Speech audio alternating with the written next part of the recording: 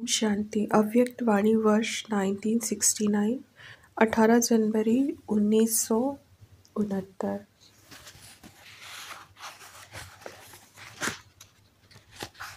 इसका 6वां पॉइंट है, स्नेह के रिटर्न की सौगात पवित्र और योगी बनो।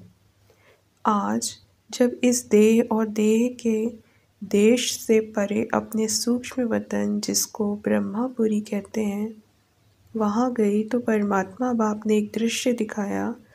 बहुत बड़ी एक भीड़ देखी, फिर देखा जैसे कोई टिकट बांट रहा है और हर एक कोशिश कर रहा है कि हमें भी टिकट मिले। लेकिन थोड़े समय में देखा कि कोई कोई को टिकट मिली और कोई कोई टिकट से वंचित रह गए।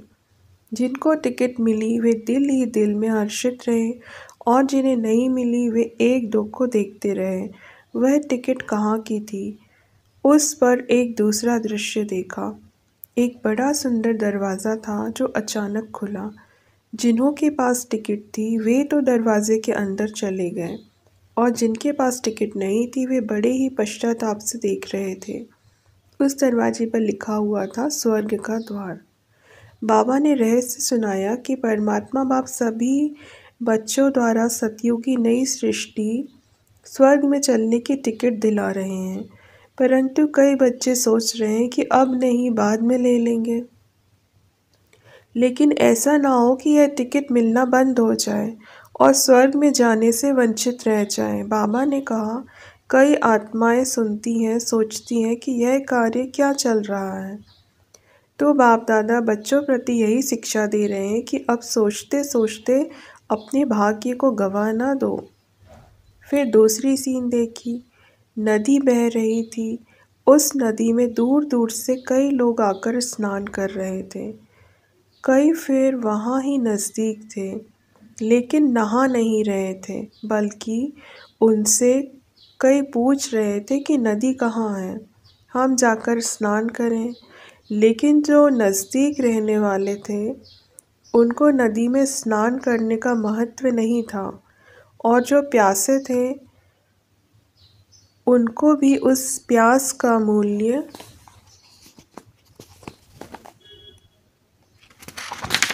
कम कराते थे। फिर बाबा ने कहा, बच्ची, यह जो ज्ञान गंगा है, गंगा के नज़दीक वाले आबू निवासी हैं। दूर दूर से आकर तो इसमें स्नान करते हैं, लेकिन यहाँ रहने वाले इस महत्व को ना जान उनको टालते हैं। तो कहाँ ऐसे ना हो कि इस भूल में रह जाए। इसलिए बाप दादा के सब बच्चे हैं, भल आज्ञाकारी बच्चे नहीं हैं, फिर भी बच्चे तो बाबा को प्रिय हैं। तो बच्चों को बाबा शिक्षा देते हैं कि यह अमूल्य समय जो ज्ञान गंगा में नहाने को मिला है वह कभी गंवा ना देना। फिर थोड़े समय में देखा कि कईयों ने तो स्नान किया, कईयों ने जल को भरकर रखा, लेकिन कुछ समय के बाद नदी ने रास्ता पलटा दिया। जिन्होंने ना नहाया, ना भरकर रखा, वे औरों से एक एक बूंद मांग रहे थे, तड़फ रहे थे। तो बाबा ने कहा, यह समय अभी आने वाला है। फिर बाबा ने सभी बच्चों के प्रति एक महामंत्र की सौगात दी। बाबा बोले, एक तो मुझ परमपिता की याद में रहो और अपने जीवन को पवित्र और योगी बनाओ। यही बाप दादा स्नेह स्नेह के रिटर्न में महामंत्र की सौगात सभी को दी। 7वां पॉइंट है, कर्म योग पर योग बल की जीत, एक अनोखा अनुभव। आज जब वतन में गए तो जाते ही क्या देखा कि शिव बाबा और अपना ब्रह्मा बाबा दोनों आपस में बैठे थे और उनके सामने जैसे एक छोटी पहाड़ी बनी हुई थी। वह क्या थी? क्या देखा कि ढेर के ढेर पत्र थे। इतने पत्र थे जैसे कि पहाड़ी बन गई थी। जैसे ही हम पहुंची तो ब्रह्मा बाबा ने हमको देखा और कहा, ईशु कहाँ है? इतने पत्र हो गए हैं। मैंने कहा, बाबा मैं आई हूँ। बाबा ने कहा, ईशु बच्ची को भी साथ लाई हो ना? देखना ईशु बच्ची, मैं 2 मिनट में इतने सारे पत्र पूरे कर देता हूँ। शिव बाबा तो साक्षी होकर मुस्कुरा रहे थे। इतने में देखा कि ईशु बहन भी वहाँ इमर्ज हो गई। ईशु का चेहरा बिल्कुल ही शांत था। बाबा ने कहा, बच्ची क्या सोच रही हो? आज तो पत्रों का जवाब देना है। उसी समय जैसे साकार वतन का संपूर्ण रूप पूर्ण रीति इमर्ज था। मम्मा खड़ी होकर देख रही थी। इतने में ही शिव बाबा ने ब्रह्मा बाबा को कहा, आप कहाँ हो? वतन में बैठे हो? फिर एक सेकंड में ही रूप बदल गया। बाबा ने कुछ कहा नहीं, एकदम डेड साइलेंस हो गए। इतने में बाबा ने मुझे कहा कि बच्ची यह पत्र खोलकर देखो। मैंने देखा बाबा, पत्र तो ढेर हैं। बाबा ने कहा, बच्ची इसमें तो एक सेकंड लगेगा क्योंकि सभी में एक ही बात है।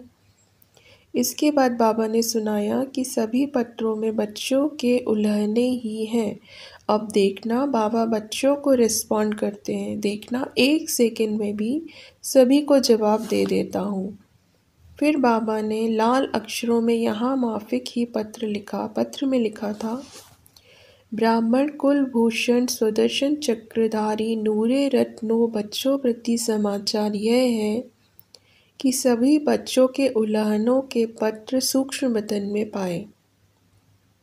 रिस्पॉन्ड में बाप दादा बच्चों को कह रहे हैं कि ड्रामा की भाभी के बंधन में सर्व आत्माएं बंधी हुई हैं। सभी पार्ट बजा रही हैं। उसी ड्रामा के मीठे मीठे बंधन अनुसार आज अव्यक्त वतन में पार्ट बजा रहा हूँ। सभी बच्चों को दिल व जान सिक व प्रेम से अव्यक्त रूप से याद प्यार और बहुत बहुत स्वीकार हो। याद प्यार बहुत बहुत स्वीकार हो। जैसे बाप की स्थिति है वैसे बच्चों को स्थिति रखनी है। यह है बाप दादा का पत्र। फिर बाबा को हमने भोग स्वीकार कराया। बाबा बोले, बच्ची आज कुछ नए बच्चे भी आए हैं, पहले मैं उन्हों को खिलाता हूँ। फिर वतन में बाबा ने सभी बच्चों को इमर्ज किया। बाबा जल्दी जल्दी एक दो को दृष्टि भी दे रहे थे, हाथों से गिट्टी भी खिला रहे थे, लेकिन एक एक को एक सेकंड भी जो दृष्टि दे रहे थे उस दृष्टि में बहुत कुछ भरा हुआ था।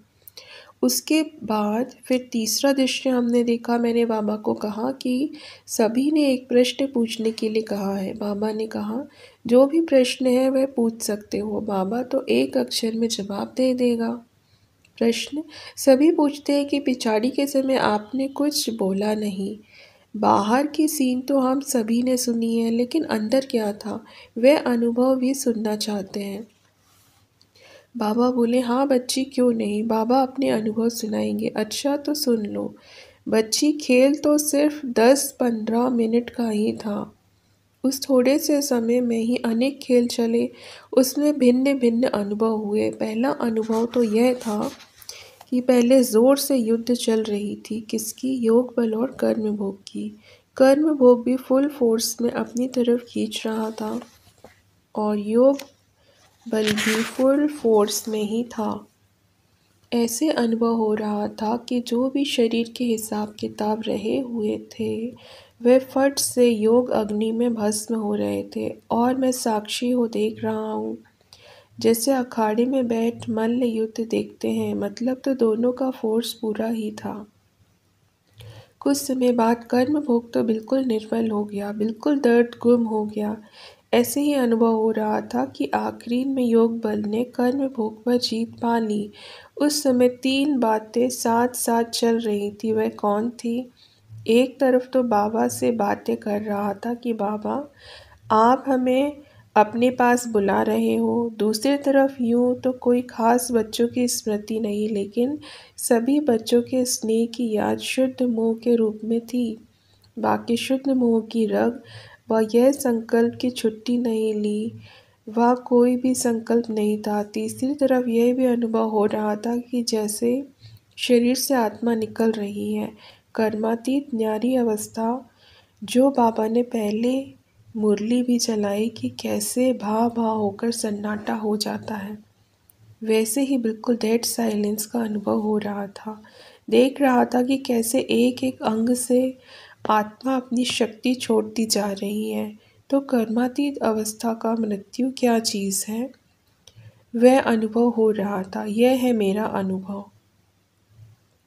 फिर हमने बाबा को कहा कि बाबा, सभी बच्चे कहते हैं कि अगर हम सभी सामने होते तो बाबा को रोक लेते। तो बाबा ने कहा, बच्ची, रोक लेते तो यह ड्रामा कैसे होता। फिर हमने कहा, बाबा, यह सीन जैसे अब तो आर्टिफिशियल लग रही है, रियल ड्रामा नहीं लगता। बाबा ने कहा कि बच्ची, यह स्नेह की मीठी तार जुटी होने के कारण तुमको अंत तक यह वंडर ही देखने में आएगा। और अब भी तो संबंध है, बल साकार रच गया है, लेकिन ब्रह्मा के रूप में अव्यक्त पाठ बजा रहे हैं। बाबा ने कहा, मैं भी कभी कभी साकार वतन में चला जाता हूँ। फिर शिव बाबा पूछते हैं कि कहाँ बैठे हो। यहाँ बैठे, जैसे साकार वतन में। यह मकान बन रहा है, वहाँ तक जाता हूँ। मैंने कहा, बाबा, कभी कभी लगता है कि जैसे बाबा चक्कर लगा रहे हैं। बाबा ने कहा, मैं चक्कर लगाता हूँ तो वह भासना तो बच्चों को आएगी ही, मतलब तो रूह रेहान हो रही थी। फिर बाबा ने एक दृश्य दिखाया, जैसे एक चक्र के अंदर बहुत चक्र दिखाई पड़े। चक्र का ढंग ऐसे बनाया था कि उस चक्र से निकलने के 4-5 रास्ते दिखाई पड़े, परंतु निकल ना पाए। सिर्फ ब्रह्मा बाबा का यह दिखाया कि चक्र में चलते चलते पॉइंट पर खड़े हो गए, निकले नहीं। बाबा ने समझाया कि यह है ड्रामा का बंधन। ब्रह्मा भी ड्रामा के सर्कल से निकल नहीं सकते, ड्रामा के बंधन से कोई भी निकल नहीं सकता। उस 0 पॉइंट तक पहुंच गए, लेकिन फिर भी ड्रामा का मीठा बंधन है। इस मीठे बंधन को खेल के रूप में दिखाया। फिर मिश्री बादामी खिलाई, छुट्टी दी, बोला, जाओ बच्ची, टाइम हो गया है। ओम शांति।